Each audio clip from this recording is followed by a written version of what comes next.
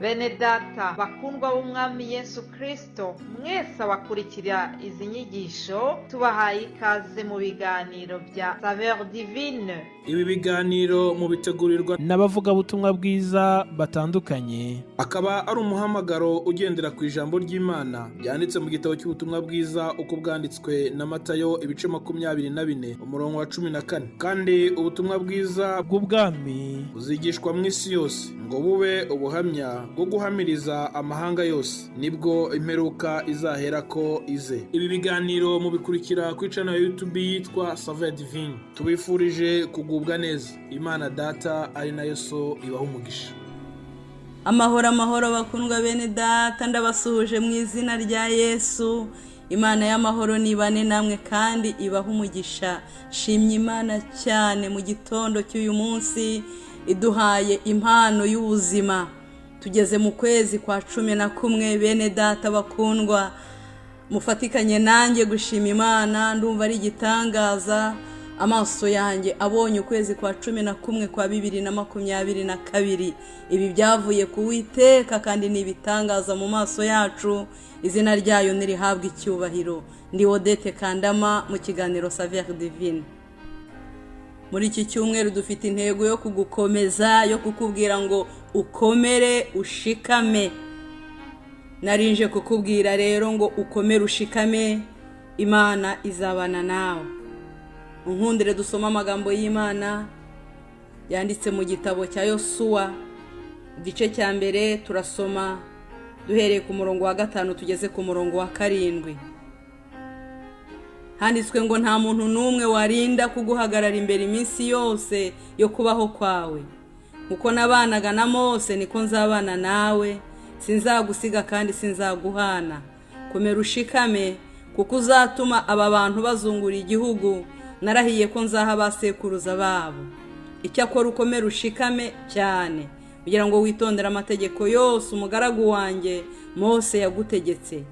Ntuzayateshuke uciye iburyo cyangwa ibumoso, kugira ngo ubashishwe byose aho uzajya hose. Imana ishimwe. Katwongereho amagambo yanditse mu gitabo cyo gutegekwa kwa 2. Turasoma ibice 31 umurongo wa 23. Handitswe ngo kandi Uwiteka yihanangiriza Yosuwa mwene Nuni ati, komera ushikame, kuko uzajyana Abisiraheli mu gihugu narahiye ko nzabaha, nanjye nzabana nawe. Hanyuma gutegekwa kwa 2 ibice 5 umurongo wa 32 havuga ngo nuko mujye mwitondera ibyo Uwiteka Imana yanyu yabategetse, ntimugatambikira iburyo cyangwa ibumoso. Imana yacu niduhana umugisha. Aya magambo dusomye mu gitabo cya Yosuwa ni Imana yayabwiraga Yosuwa. Yosuwa turamuzi, ntabwo ndi bumuvugeho cyane, nta kintu uri bumuvugeho. Ariko uyu Yosuwa yabanye na Mose hamwe n'Abisiraheli nyine mu gihe bavaga mu gihugu cy'uburetwa cyo kwa Farawo. Imana ibajyanye muri Kanani yo mu ijuru yari yarabasezeranije. Urugendo ruba rurerure, igihe kiragera Mose arangiza urugendo. Ariko Yosuwa yajyaga amufasha, yajyaga aba hafi ye. Hanyuma rero Mose amaze kurangiza urugendo, Imana isanga Yosuwa iramubwira ngo niwe wabanye na Mose, witegereje cyane ibyo yajyaga akora, uko yayoboye ubu bwoko. None aha Mose hararangiye, arangije urugendo, ni wowe ugiye gukomezanya n'ubu bwoko, ni wowe uzabugeza mu gihugu cy'amasezerano. Hanyuma Imana imubwira ariya magambo nk'uko twayasomye. Imana ishimwe cyane. Aya magambo rero twasomye turabona yuko hari ibyo Imana yabwiye Yosuwa, hari ibyo Imana yamusezeranije, ariko igira n'ibindi imwihanangiriza cyangwa imusaba kwitondera, bimeze nka kondisiyo. Reka turebe ibyo yamusezeranije. Hariya twasomye uhereye ku murongo wa 5 kugera ku wa 7 ya kiriya gice cya mbere cya Yosuwa. imana yaramubwiye ngo komera, irongera iramubwira ngo shikama, irongera iramubwira ngo ni wowe uzatuma aba bantu, uzatuma ubu bwoko bwanjye bw'Abisiraheli baragwa igihugu nasezeraniye ba sekuruza kera. Ni wowe uzatuma bagihabwa, ni wowe uzabagezayo. Irangije iramusezeranya, iramubwira ngo sinzagusiga, sinzaguhana, uko nabanaga na Mose niko nzabana nawe. Imana ishimwe. Aya masezerano Yosuwa yari ayakeneye. Mutekereze niba mwarasomye inkuru za Mose.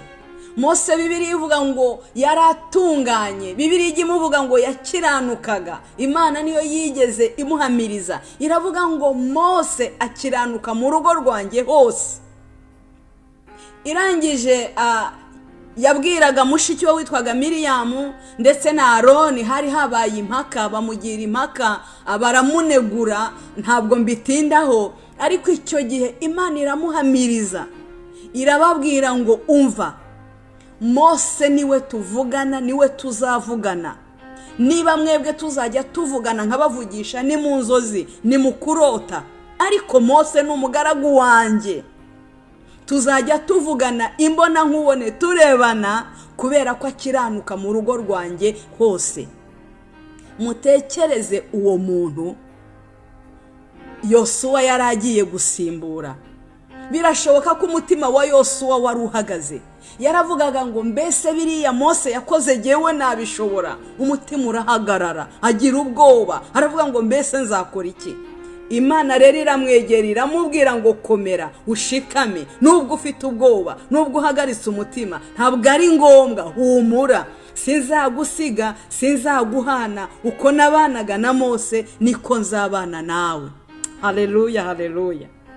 Birashoboka ko hari ibyo uri gucamo bikuruhije, birashoboka ko hari ibyo urimo gucamo bikugoye, ariko iri jambo ry'Imana ryabwiwe Yosuwa, nawe urarisomewe, rigeze mu matwi yawe, rirakubwiye ngo komera, shikama, humura, Imana ntizagusiga, ntizaguhana. Uko yabanye n'abakera, uko yabanye n'abatubanjirije, niko izabana nawe. Ibwira Yosuwa ngo uko nabanaga na Mose, humura, niko nzabana nawe. Nawe niko Imana izabana nawe. Haleluya. Ayo ni amasezerano yamuhaye, ariko irangije imuha umwifato, igira ibyo umusaba. Iramubwira ngo ujye witondera amategeko yanjye. Hariya twasomye mu gutegekwa kwa 2 niko hatubwiye, ujye witondera amategeko yanjye. Niko Imana yabwiraga, biriya yabibwiraga Abisiraheli muri rusange, ibyo twasomye mu gutegekwa kwa 2. Ariko hariya twasomye muri Yosuwa naho Imana yaramubwiye ngo witondera amategeko yanjye. Noneho hariya twasomye mu gutegekwa kwa 2 nyine ibabwira hamwe muri rusange ko bakwiye kwitondera amategeko y'Imana. Yosuwa abwirwa kwitondera amategeko y'Imana, abwirwa kutayateshukaho na gato. Imana ibwira Abisiraheli ngo muramenye ntimuzatambike munyuze iburyo cyangwa ibumoso bw'amategeko yanjye, mukomeze amategeko yanjye, muyitondere, naho ubundi nzabana namwe. Haleluya. Mwene data mukundwa unyumva, narinje kukubwira ngo Imana iragusezeranya kubana nawe, ariko hari iki gusaba. Nubwo iguha amasezerano mu bikuruhije, mu bikugoye, mu biguteye ubwoba, ahari ni umurimo mushyashya urimo ukora, ahari ufite ubwoba, ahari hari abakubanjirije ubona babishoboraga, nabo si kubw'amaboko, si kubw'imbaraga. Bibiliya igitubwira ngo ni kubw'Umwuka Wera niho tubishobora. Rero Imana niyo idushoboza. Imana yabwiye Yosuwa kugeza ubwoko bwayo mu gihugu cy'amasezerano. Natwe dufite igihugu cy'amasezerano tujyamo, gakondo yacu yo mu ijuru.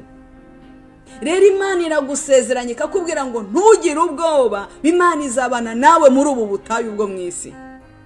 Imana ntabwo izagusiga muri ubu butayu uri kunyuramo, muri izo ntambara z'ubupfubyi, muri izo ntambara z'ubupfakazi, muri izo ntambara zo kuba wenyine, muri ibyo bikugerageza by'iburyo cyangwa ibumoso. Imana iragusezeranya ngo ntabwo izagusiga, ntizaguhana, ukomere ushikame. Icyakora hari ikigusaba, irakubwira ngo witondere amategeko yayo, irakubwira ngo uyubahe, irakubwira ngo ntuteshuke inzira unyuze iburyo cyangwa ibumoso, naho ubundi izabana nawe. Nshuti yanjye urimo kunyumva, ntabwo Imana yakureka. Ndaguhendahenda ngo we kugira ubwoba, we guhagarika umutima, ahubwo uyegere. Niba utaraha Yesu ubugingo bwawe, umuhe ubugingo bwawe, maze Imana ikubere data. Hanyuma uraba ubaye umwana wo mu rugo, uraba ugize iri sezerano nawe nubwo ryahawe Yosuwa, nawe ni iryawe. Imana igusezeranya ko itazagusiga, ko itazaguhana. Niba uyizera, ntabwo izaguhana, ntabwo izagusiga, iragukunda, ntabwo yakureka. Muri gakondo yo mu ijuru tujyamo, Bibiliya itubwira ko tumaze kwizera Kristo twaciwe nk'imanzi mu kiganza cyayo. Turasabwa gukomerera mu byo twizeye, tukitondera ijambo twumva buri munsi, tugakora ibyo ridutegeka, ntitubivemo tunyuze iburyo cyangwa ibumoso, tukiyongeramo imbaraga y'ubutwari, tugakomera. Abari mu murimo w'Imana tugakorana umwete hakiri ku manywa, tukabwira abandi ko Yesu agira neza kandi ko yenda kugaruka gutwara itorero, tukaberera imbuto, tukaba umucyo mwiza umurikira abakiri mu mwijima n'impumuro nziza ya Kristo. Imana nibafashe, nibashyigikire.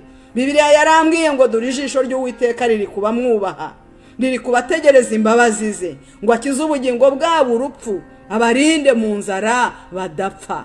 Komera ushikame, Imana izabana nawe, ntabwo izaguhana. Imana nibaha umugisha mu izina rya Yesu.